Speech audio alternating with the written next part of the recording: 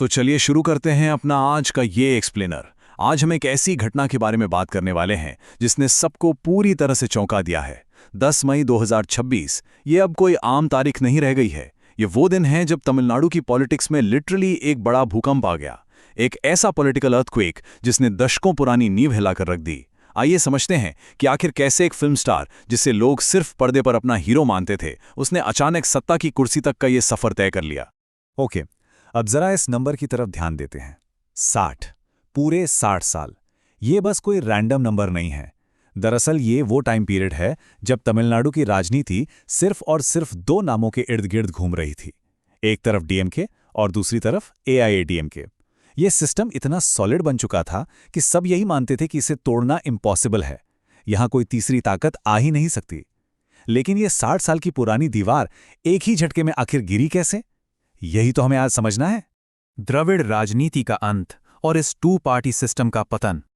अब यहां देखिए, एक तरफ वो ऐतिहासिक टू पार्टी सिस्टम और दूसरी तरफ अचानक से होती है विजय की नई पार्टी टीवीके की एंट्री।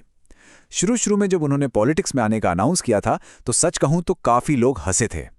लोगों का कहना था कि एक एक्टर भला इस पॉलिटिक्स के कॉम्प्लेक्स गेम को कैसे खेल पाएगा।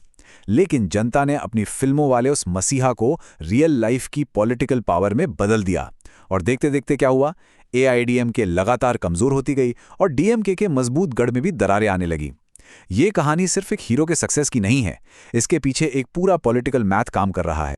कांग्रेस का गठबंधन और एक अनएक्सपेक्टेड मैथ, यानी अप्रत्याशित गणित। हुआ कुछ यूं कि इलेक्शंस के बाद टीवी के मेजॉरिटी के उस मैजिक नंबर से बस थोड़ी ही दूर रह गई थी। और तभी आता है एक बड़ा twist. Indian national Congress, left parties और वीसीके, इन सबने मिलकर टीवीके को अपना अनकंडीशनल सपोर्ट यानी बिना शर्त का समर्थन दे दिया। अब ये एक बहुत ही क्रिटिकल पॉइंट है। यहां निष्पक्ष विश्लेषक भी ये सोचने पर मजबूर हैं कि क्या ये वाकई में सिर्फ एक सेक्युलर अलायंस था या फिर डीएमके को हमेशा के लिए सत्ता से बाहर करने की एक प्रॉपर प्लान स्ट्रैटेजी थी। क्योंकि बिना शर्त के सपोर्ट मिलना इस पूरी पिक्चर को और भी ज्यादा मिस्टीरियस बना देता है। अब बढ़ते हैं आगे, बीजेपी की साइलेंट स्ट्रैटेजी और सत्ता का ये डार्क गेम। अब जरा प्राइम मिनिस्टर नरेंद्र मोदी के इस मैसेज पर ध्यान देते हैं। जीत पर बहुत बहुत बधाई। सुनने में तो ये एक नॉर्मल पॉलिटिकल कर्टेसी लगती है ना? लेकिन बात इससे थोड़ी आगे की है। ये मैसेज दिल्ली और चेन्नई के बीच बन रहे एक नए डायनेमिक को दिखाता है। अगर इसे एनालिस्ट की नजर से देखा जाए तो डीएमके का पावर से हटना बीजेपी के लिए वाकई एक मैसिव स्ट्रैटेजिक विन है। लेकिन यहां एक बड़ा सवाल ये जरूर उठता है कि दिल्ली और चेन्नई का ये जो नया रिश्ता बन रहा है, क्या ये सिर्फ कोऑपरेशन का है या फिर बैकग्राउंड से गेम को कंट्रोल किया जा रहा है? सत्ता के छिपे हुए राज और कुछ बड़े अनसुलझे सवाल। तो यहां जो सबसे पहला और सबसे बेसिक सवाल दिमाग में आता है वो ये है कि क्या विजय सच में एक इंडिपेंडेंट लीडर हैं या फिर वो सिर्फ एक साफ सुथरा नया चेहरा है जिसे जनता के सामने प्रेजेंट किया गया है। इस सडन पॉलिटिकल शिफ्ट ने पूरी तरह से सोचने पे मजबूर कर दिया है कि आखिर असली रिमोट कंट्रोल किसके पास है। उसके बाद आता है दूसरा सवाल, क्या ये पूरा का पूरा पॉलिटिकल शिफ्ट इन पुरानी द्रविड़ पार्टियों को जड़ से खत्म करने के लिए पहले से प्लान था? मतलब क्या ये सिर्फ एक इलेक्शन की जीत है या दशकों पुरानी पार्टियों को गेम से बिल्कुल बाहर निकालने की कोई मास्टर स्क्रिप्ट? और ये वाला सवाल तो बिल्कुल प्रैक्टिकल है। हम सब जानते हैं कि जब भी पावर शिफ्ट होती है तो पुरानी फाइलें ढूंढ ढूंढ कर निकाली जाती हैं। तो सवाल यह है कि क्या आने वाले टाइम में ईडी और सीबीआई जैसी सेंट्रल एजेंसीज का यूज इन पुरानी सरकारों और लीडर्स के खिलाफ किया जाएगा? ऐसे टाइम पर अक्सर करप्शन के नए आरोप सामने आते हैं। तो यह देखना सच में बहुत दिलचस्प होगा कि नई सरकार इन पुरानी फाइलों को कैसे हैंडल करती है। असल जिंदगी की चुनौतियां, रियल वर्सेस रियल। अब इस डिफरेंस को समझना बहुत जरूरी है। देखिए, किसी भी फिल्म में क्या होता है, एक सिनेमैटिक हीरो आता है, अकेले ही पूरे करप्ट सिस्टम से भिड़ जाता है और 2-3 घंटे में सब ठीक कर देता है।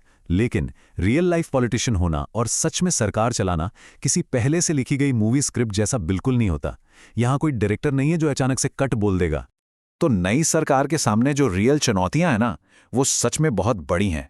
स्टेट की इकोनॉमी को ट्रैक पर रखना, अनएम्प्लॉयमेंट यानी बेरोजगारी जैसी बड़ी प्रॉब्लम को सॉल्व करना, कास्ट पॉलिटिक्स के उस डीप रूटेड सिस्टम को हैंडल करना और सबसे बड़ा मुद्दा, सेंटर और स्टेट के बीच होने वाले कॉन्फ्लिक्ट्स को बैलेंस करना। इन सब चीजों को प्रॉपरली मैनेज करने के लिए सिर्फ एक्टिंग स्किल्स नहीं, बल्कि एक बिल्कुल अलग लेवल के एडमिनिस्ट्रेटिव स्किल्स की जरूरत होती है।